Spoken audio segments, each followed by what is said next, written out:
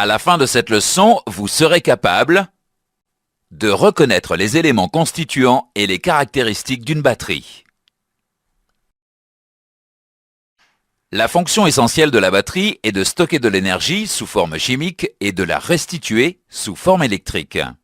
La batterie se présente sous la forme d'un boîtier doté d'une borne positive et d'une borne négative. Une étiquette indique les principales caractéristiques de la batterie. L'étiquette d'une batterie comporte plusieurs indications. La première indication donne la tension en volts de la batterie. La deuxième indication donne la capacité en ampères-heure de la batterie. La capacité est l'intensité que peut débiter la batterie sur une certaine période. Par exemple, une batterie de 20 ampères-heure peut débiter une intensité de 1 ampère pendant 20 heures ou de 2 ampères pendant 10 heures. La troisième indication est un code qui correspond aux dimensions de la batterie. La quatrième indication correspond à une norme. La norme est importante car elle précise les conditions de contrôle de la batterie. Les véhicules Renault sont équipés de batteries à la norme européenne EN. La cinquième indication donne une intensité. C'est l'intensité maximale que peut délivrer la batterie à très basse température pendant une période brève sans descendre en dessous d'une certaine tension. Des pictogrammes précisent les consignes de sécurité à respecter lors de la manipulation d'une batterie.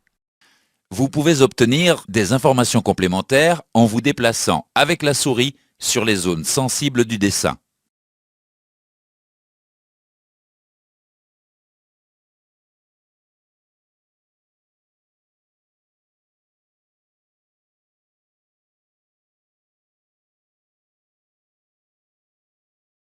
La batterie de 12 volts qui équipe un véhicule est composée d'un bac en polypropylène, divisé en 6 compartiments et recouvert d'un couvercle thermosoudé.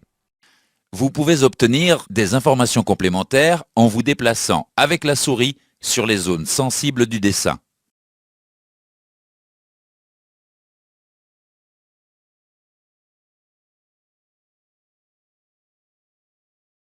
Chaque compartiment de la batterie contient un élément. Chaque élément est constitué par un empilement de plaques positives et négatives, isolées entre elles par des séparateurs et plongées dans un liquide conducteur appelé l'électrolyte, qui est un mélange d'eau et d'acide.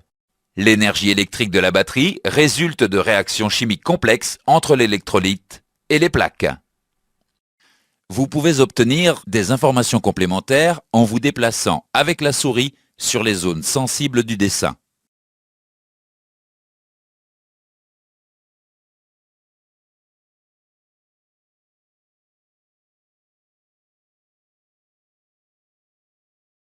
Attention, l'électrolyte de la batterie contient un acide puissant et corrosif.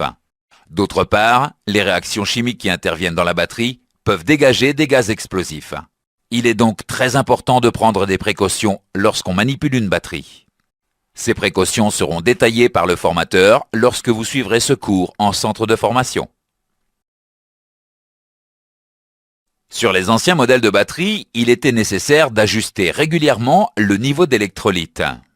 L'évolution des matériaux entrant dans la composition des batteries a rendu cette opération inutile.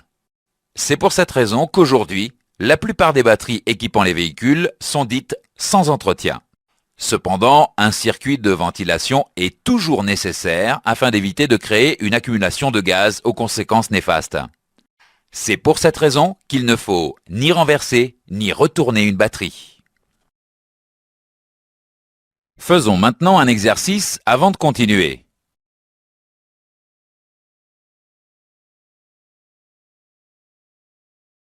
Nous avons vu dans ce chapitre que la batterie est un boîtier doté d'une borne positive et d'une borne négative.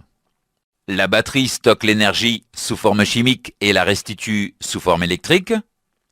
L'étiquette de la batterie précise la tension en volts, la capacité en ampères-heure, les dimensions, la norme de contrôle, l'intensité maximale en ampères et les consignes de sécurité. Il faut toujours prendre des précautions lors de la manipulation d'une batterie.